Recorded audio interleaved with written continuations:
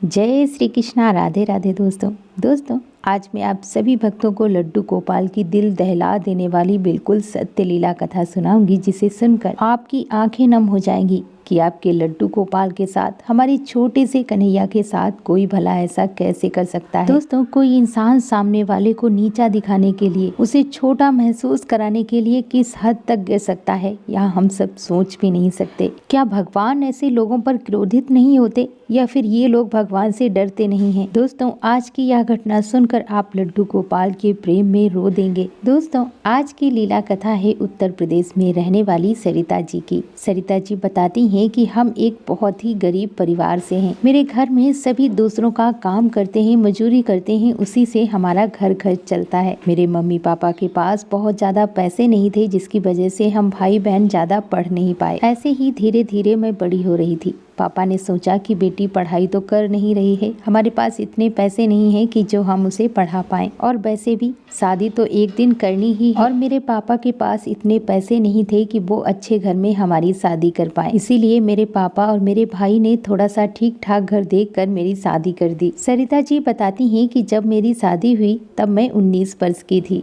मेरी ससुराल में मेरे हस्बैंड, मेरा देवर, मेरी एक छोटी ननद और मेरे सास ससुर हैं। मेरी सासू माँ जो हैं वो मेरी सौतेली सास हैं। मेरे पति के जन्म के बाद मेरी सासू माँ की मृत्यु हो गई थी, और इसके बाद मेरे ससुर जी ने दूसरी शादी की। उनसे मेरा देवर और मेरी एक ननद है।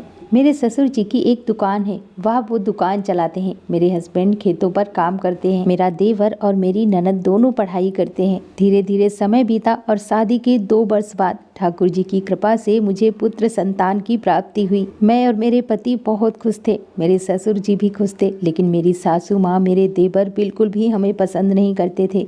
वह नहीं चाहते थे कि मुझे कोई पुत्र संतान हो। वो तो बस यह चाहते थे कि मैं इस घर को छोड़कर चली जाऊं। इसी उद्देश्य से वह हमेशा मुझे परेशान किया करते थे। मेरी सासू माँ हमेशा मुझे सुनाया करती थी, मुझसे कहती थी कि वो तो चली गई, पर ये कलंक मेरे सर पर छोड़ गई। मेरे पति भी ज्यादा कमाते नहीं थे, हम लोग पूरी तरह से उनके ऊपर ही निर्भर थे, और इसी वजह से मेरी सासू माँ, मेरा देवर, मेरी ननद सब हम लोगों को परेशान किया करते थे। मेरे हस्बैंड सीधे हैं, वह कभी भी कुछ भी नहीं कहते थे। सरिता जी बताती हैं कि मेरी सासू माँ कभी भी मेरे बेटे को गोद नहीं लेती थी, उसे लाड नहीं लड़ाती थी, उसे कभी भी अपनी दादी का प्यार नहीं मिला।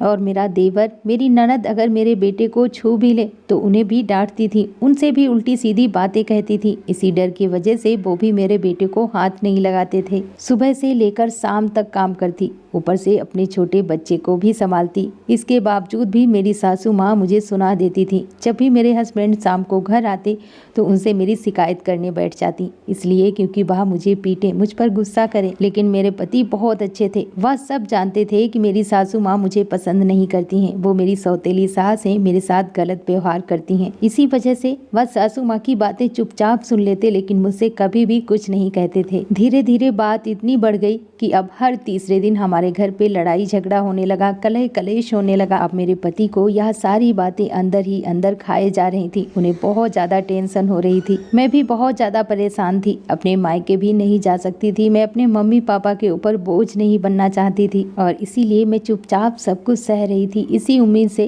कि कभी ना कभी सब कुछ ठीक हो जाएगा। लेकिन मेरे मन की बात मन में ही रह गई। धीरे धीरे समय बीता और मेरी शादी को 5 वर्ष बीत गए। मेरा बेटा 3 वर्ष का हो गया, लेकिन मेरी सासू माँ आज भी वैसी की वैसी ही है। सरिता जी बताती हैं कि आज से लगभग 3 वर्ष पहले की बात है। एक दिन शाम के समय में हमारी सासू माँ ने घर पे बहुत ज्यादा लड़ाई की, झगड़ा किया, और वो बात बात पर हमेशा यही कहती थी कि वो तो कलंकिनी चली गई, ये हमारे सर पर बोझ छोड़ गई। सासू माँ की यह बातें मुझे बहुत बुरी लगती थी। मैं अंदर ही अंदर घुट रही थी, मैं मर मर के जी रही थी। लेकिन तभी मेरे जीवन में इतना बड़ा, इतना भयानक तूफान आया कि मैंने कभी सोचा नहीं था। सरिता जी बताती हैं कि मेरे पति को बहुत ज्यादा टेंशन रहती थी। मेरी सासू माँ हमेशा उन्हें बातें सुनाया करती थी। एक दिन शाम के समय में बहुत ज्यादा लड़ाई हुई। गुस्से में मेरे पति घर से बाहर चले गए, और जब वह बाहर चले जाते हैं तब पता नहीं वहाँ क्या हुआ, कि मुझे खबर आती है कि मेरे पति की एक्सीडेंट में मौत हो गई है। ये सदमा मुझसे बर्दाश्त नहीं हो रहा था। मुझे समझ में नहीं आ रहा था कि यह सब कैसे हो सकता है। मेरा तो कोई और सहारा भी नहीं है। इनके सिवा मेरा कौन है जिससे मैं अपने सुख दुख की बातें कह सकती हूँ, जिसके सहारे जी सकती हूँ। सरिता जी बताती हैं कि इस घटना ने मेरी खुशियाँ, मेरा सब कुछ मुझसे छीन लिया था। इस घटना के बाद मेरे मायके वाले बहुत ज्यादा परेशान थे, लेकिन क्या कर सकते हैं, मैं इस सदमे से बाहर ही नहीं निकल पा रही थी। मेरा बेटा कहाँ है, खाया है, पिया है कि भूखा है, क्या है, मुझे कुछ भी समझ में नहीं आ रहा था। और अब तो मेरी सासू माँ का अत्याचार मुझ पर बढ़ता ही जा रहा था, क्योंकि मेरा साथ देने वाला मेरे साथ में कोई भी नहीं था। वो बस यही चाहती थी कि मैं घर छोड़कर चली जाऊं और जो सारी संपत्ति है वह उनके बेटे को मिल जाए। इसी वजह से वह हमेशा मुझे परेशान करती थी। धीरे धीरे समय ऐसे ही बीतता गया। एक दिन मेरे हस्बैंड की मौसी माँ हमारे घर आई और वो अपने साथ में लड्डू गोपाल लेकर आई। वो लड्डू गोपाल की सेवा बड़े प्रेम से करती थी। उनको स्नान कराती, उनका श्रृंगार करती, उन्हें वस्त्र पहनाती, उन्हें भोग लगाती। मुझे यह सब देखकर बहुत अच्छा लगता था। मुझे थोड़ी शांति, थोड़ा सुकून महसूस होता था। मैं भी उनसे हमेशा पूछती थी कि लड्डू गोपाल की सेवा कैसे की जाती है, आप लड्डू गोपाल को कब लेकर आए। वो मुझे सारी चीजें बताती हैं। सर्दी और गर्मी का कैसे वो ध्यान रखती हैं, लड्डू गोपाल को कैसे शयन कराती हैं, और लड्डू गोपाल जी ने जो उनके साथ आज तक लीलाएं की, वह लीलाएं भी मेरी मासी माँ मुझे सुनाती थी। मुझे बहुत अच्छा लगता था, क्योंकि पति के जाने के बाद मैं बिल्कुल सदमे में थी। मुझे कुछ भी अच्छा नहीं लग रहा था, लेकिन लड्डू गोपाल को देखकर मुझे सुकून मिल रहा था, मुझे अच्छा लग रहा था। मेरे मन में भी लड्डू गोपाल के प्रति भाव आने लगे। मुझे भी धीरे धीरे उनसे प्रेम होने लगा। मेरे मन में यह भाव आए, क्यों ना हम भी लड्डू गोपाल लेकर आए और उनकी सेवा पूजा करें। अगर मैं इनकी सेवा पूजा करूंगी, इनकी सेवा में व्यस्त रहूंगी, तो थोड़ा मेरा मन भी लग जाएगा। यही बात मैंने अपनी मासी को बताई कि मासी, मैं भी लड्डू गोपाल की सेवा करना चाहती हूँ, आप मुझे लड्डू गोपाल ला कर दोगी क्या। और मासी जी, आप तो सब कुछ जानती हो कि हमारे घर की स्थिति क्या है। हमारे पास इतने ज़्यादा पैसे नहीं हैं कि हम लड्डू गोपाल को लेकर आ सकें, उनका श्रृंगार का सामान, उनके वस्त्र खरीद सकें। और आपको तो पता है ना कि मेरे ससुर जी की वजह से ही आज मैं इस घर में रुकी हूँ, नहीं तो अब तक मेरी सासू माँ कब तक मुझे इस घर से निकाल चुकी होती। मासी जी मेरी बात सुनकर कहती हैं कि देखो बेटा, तुम परेशान मत हो, भगवान तुम्हारे साथ हैं और लड्डू गोपाल मैं तुम्हें ला कर दूंगी। इसके बाद मेरी मासी माँ मुझे लड्डू गोपाल, उनका बेड, उनके वस्त्र, उनके श्रृंगार का सामान, सारा कुछ मेरी मासी माँ ही मुझे लाकर देती हैं। और जब मेरी मासी माँ ने मुझे लड्डू गोपाल जी लाकर दिए, तब उन्होंने मुझसे कहा कि देखो बहू, तुम लड्डू गोपाल की सेवा पुत्र के समान करना। वो भगवान श्री कृष्ण के बाल स्वरूप हैं।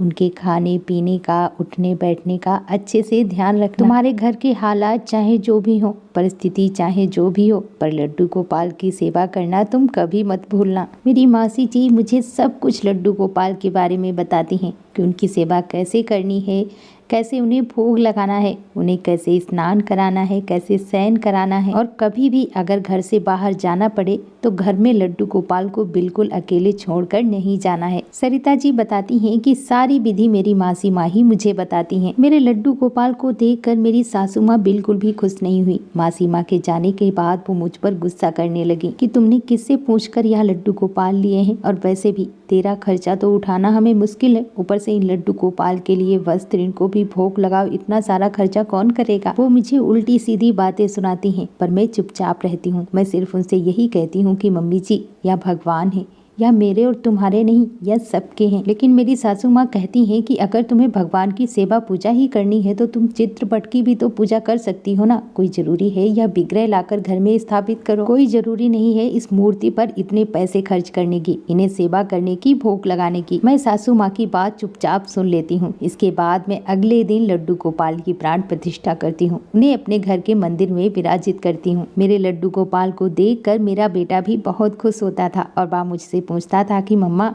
यह कौन है। तभी मैं उससे हमेशा कहती थी कि बेटा, ये तुम्हारे छोटे भाई हैं, अब तुम अकेले नहीं हो, यह लड्डू गोपाल हमेशा तुम्हारे दुख सुख में तुम्हारे साथ रहेंगे। और मैं पुत्र रूप में लड्डू गोपाल की सेवा पूजा करने लगी। लेकिन मेरी सासू माँ बिल्कुल भी नहीं चाहती थी कि मैं लड्डू गोपाल की सेवा करूं। अब मेरी सासू माँ हर वो काम करती जिससे मुझे दिक्कत हो। मैं परेशान रहती, मैं दुखी होती। मेरी सासू माँ हमेशा मेरी शिकायत मेरे ससुर जी से करती और उनसे कहती कि पहले तो यह थोड़ा बहुत काम कर भी लेती थी, लेकिन जब से यह लड्डू गोपाल लेकर आई है, बस उन्हीं को लिए बैठी रहती है। सुबह से लेकर शाम तक उन्हें स्नान कराती है, उन्हें भोग लगाती है, सुलाती है, दिन भर लड्डू गोपाल को लेकर बैठती है और इसके बाद अपने बच्चे को संभालती है। घर का कोई भी काम ढंग से नहीं करती है। मेरे ससुर जी मेरी सासू माँ की बातों में आकर कभी कभी मुझे डांटते भी थे, मुझ पर गुस्सा करते थे, चिल्लाते थे। मैं चुपचाप सबकी बातें सुनती रहती थी क्योंकि मैं वक्त के आगे मजबूर थी। मेरा सहारा कोई भी नहीं था और मैं अपने मायके में जाकर अपने पापा के ऊपर भी बोझ बनना नहीं चाहती थी क्योंकि उनकी आर्थिक स्थिति भी ठीक नहीं थी। लेकिन जब से मेरे लड्डू गोपाल आए थे मैं उनकी सेवा पूजा करने लगी थी।